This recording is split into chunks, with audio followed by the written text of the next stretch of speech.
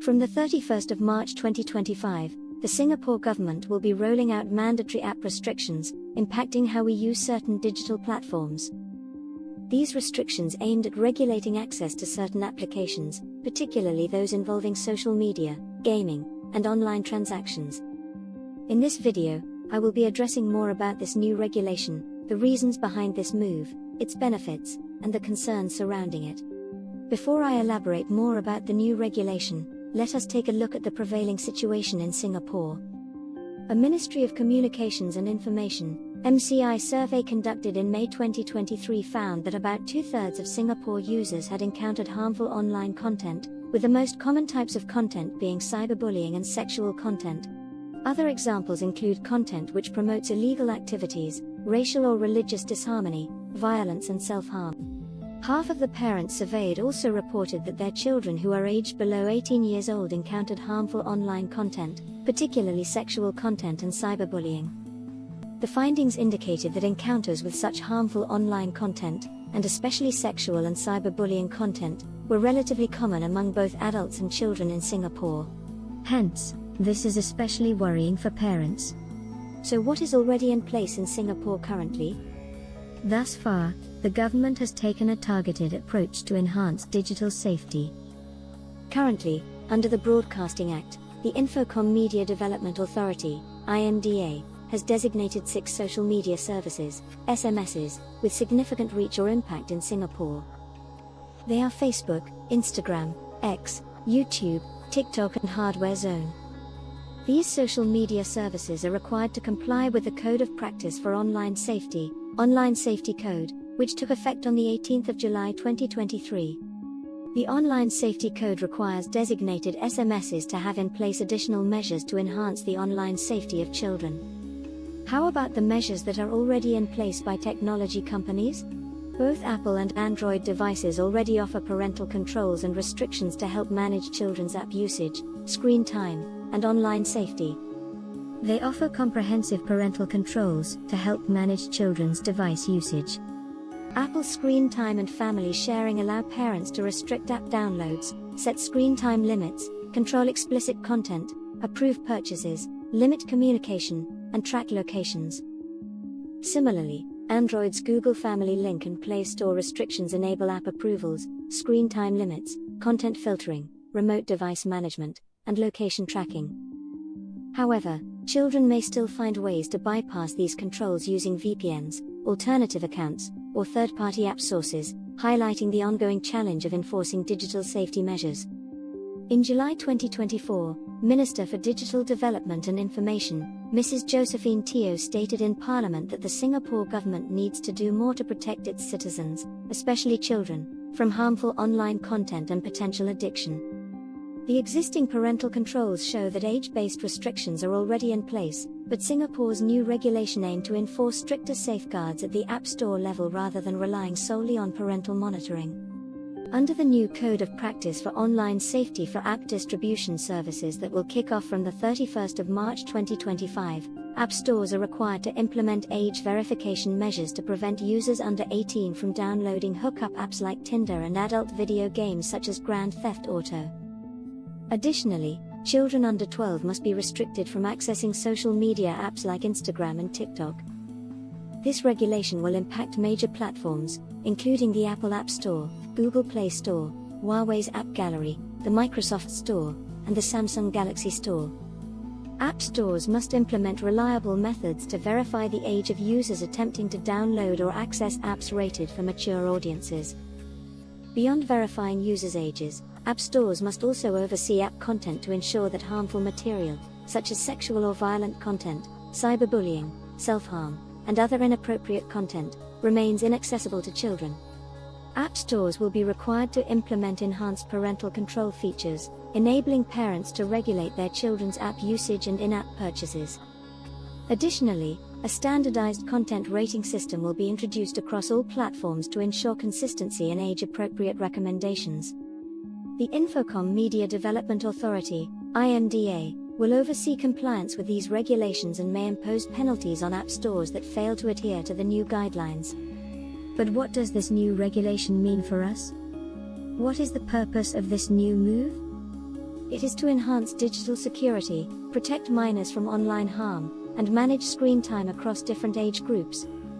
These restrictions will apply to devices registered in Singapore and will involve parental controls, time limits, and app monitoring features.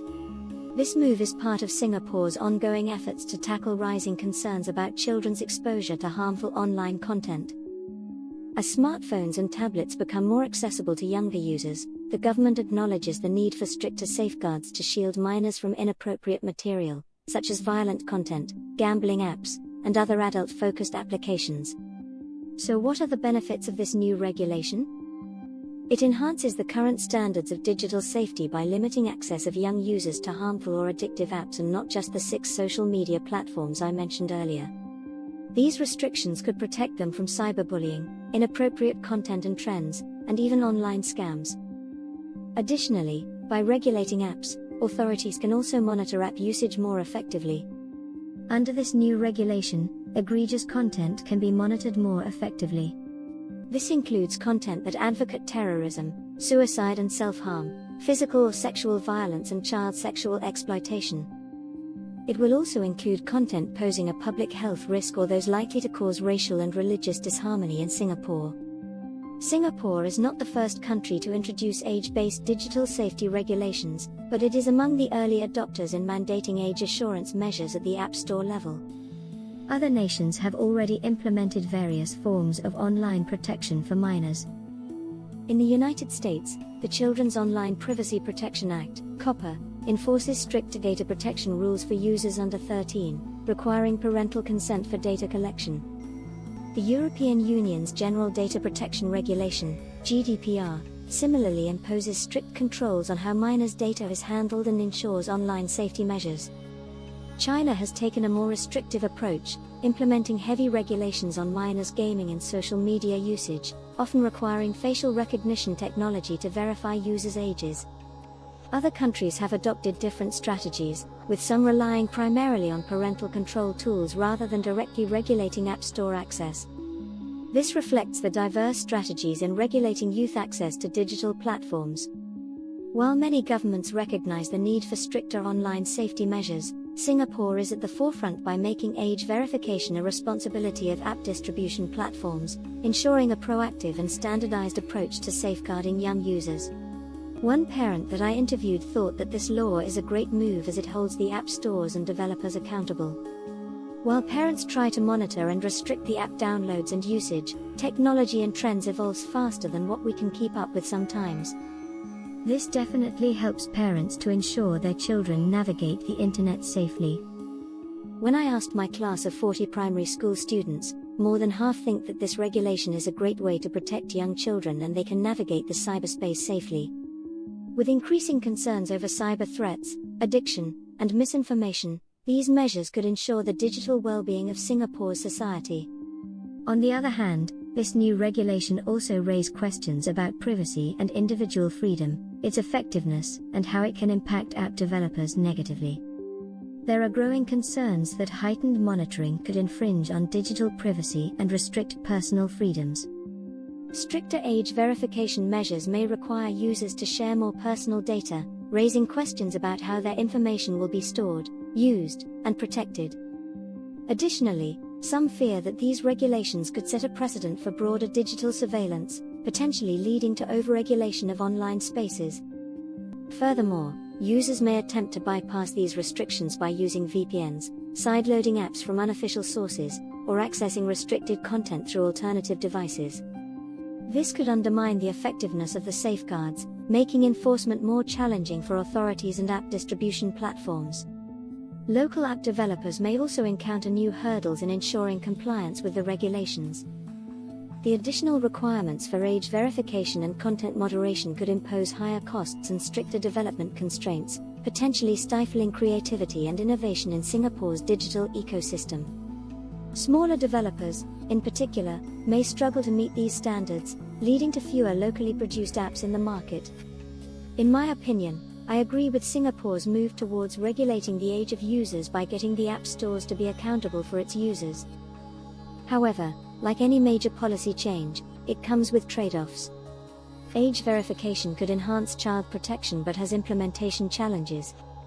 Thus, a multi-stakeholder approach which includes the government, app stores, parents and educators is essential to ensure the effectiveness of this new regulation. It should not just be a single stakeholder such as the app companies who should be responsible. Only when various stakeholders work together we can ensure that this policy change will be effective towards ensuring a safer cyberspace for all.